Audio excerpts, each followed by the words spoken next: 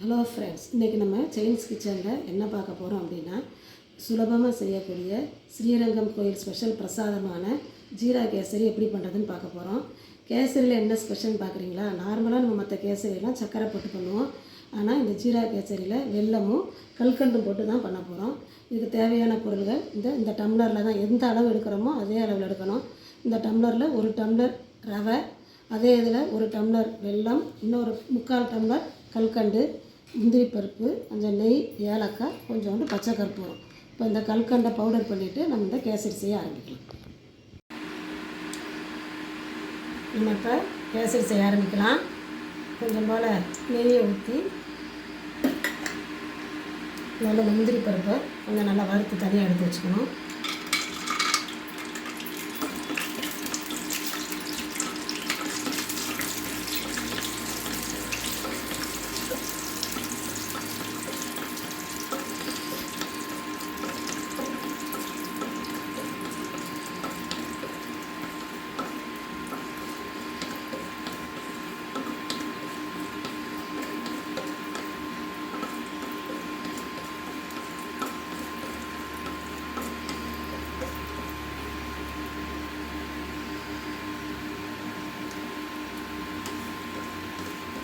அவ்வளோதான். முந்திரி பருப்பை வறுத்து தனியாக எடுத்து வச்சுட்டு அதுக்கப்புறம் அந்த நெய்யிலே நம்ம இந்த ரவையை போட்டு வறுத்துக்கணும்.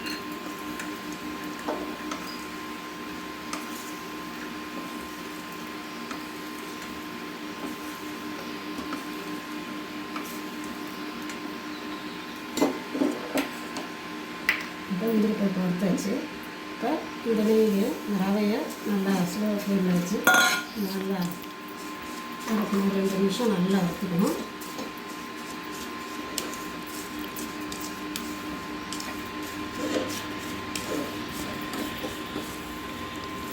இந்த டைமில் நம்ம அந்த கப்பில் அளவு எடுத்தோம் இல்லையா, ரவை எடுத்த அந்த கப்பில் 2 கப்பு தண்ணியை நல்லா கொதிக்க வச்சுக்கணும். கொதிக்கிற தண்ணியை தான் நம்ம இதில் ஊற்றணும். கொதிக்கிற தண்ணியை நம்ம ஊற்றி செய்யும்போது நல்லா வெந்து நல்லா சாஃப்டாக இருக்கும். அதனால் 2 டம்ளர் தண்ணியை நல்லா கொதிக்க வச்சுக்கணும் அந்த ரவை வறுக்கிற நேரத்தில். அதுக்கப்புறம் இந்த ரவையை வறுத்த பிறகு கொதிக்கிற தண்ணியை ஊற்றி நம்ம கேசரி பண்ணலாம்.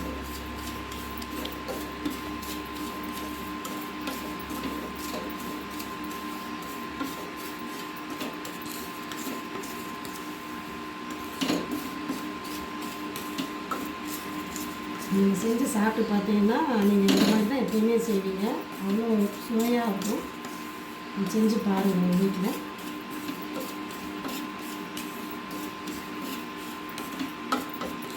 செஞ்சு முடிச்ச பிறகு பார்த்திங்கன்னா அப்படியே நம்ம அல்வா மாதிரி அப்படியே கரண்டில் விட்டாலும் அப்படியே நல்லா சாப்பிடுவோம். அவ்வளோ நல்லாயிருக்கும்.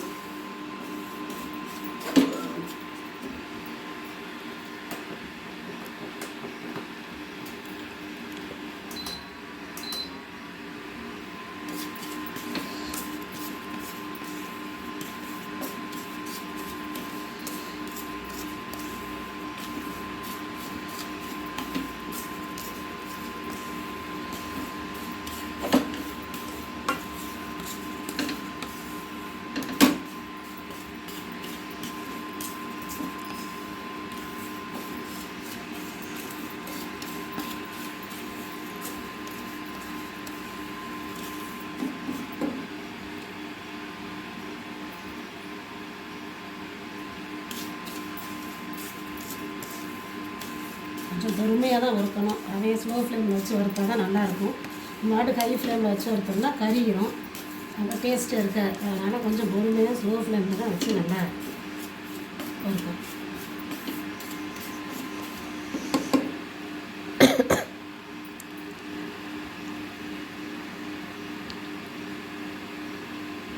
பக்கத்தில் தண்ணி வச்சுருக்கோம். தண்ணி வந்து கொதிக்க ஆரம்பிச்சிருச்சு.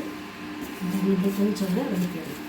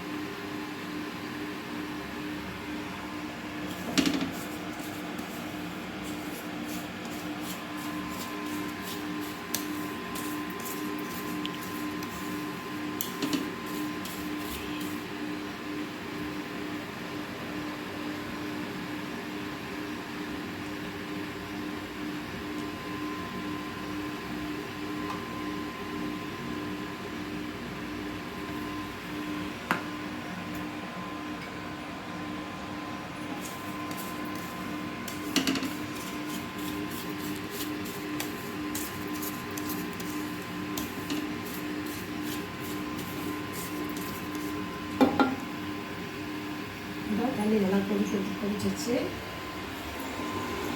நம்ம கொதிக்கிற தண்ணி எடுத்து இப்போ அதில் ஊற்றி நம்ம கிட்ட போகிறோம்.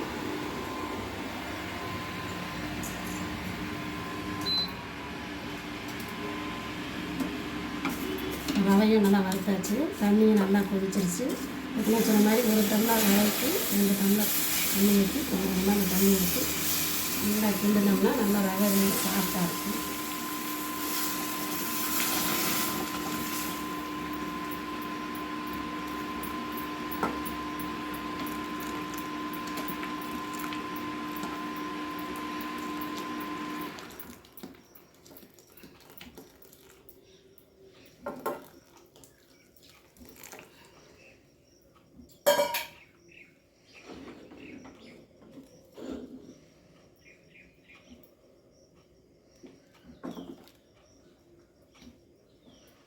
ஒரு 2 நிமிஷம் கிண்டிட்டு கொஞ்சம் லேசாக கட்டியான உடனே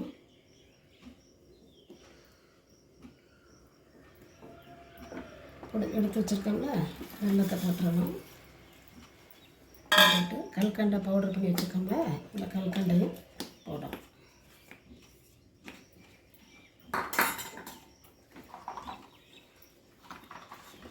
போட்டு நல்லா கையிடாமல் கிண்டிகிட்டே இருக்கணும். நல்லா ஒன்று சேர்ந்து வரணும்.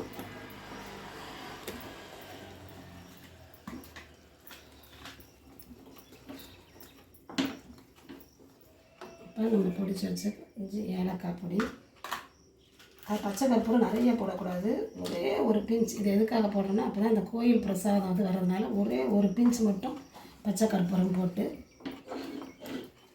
நல்லா ஒன்று போல கிண்டணும். கட்டி சேராமல் கிண்டணும்.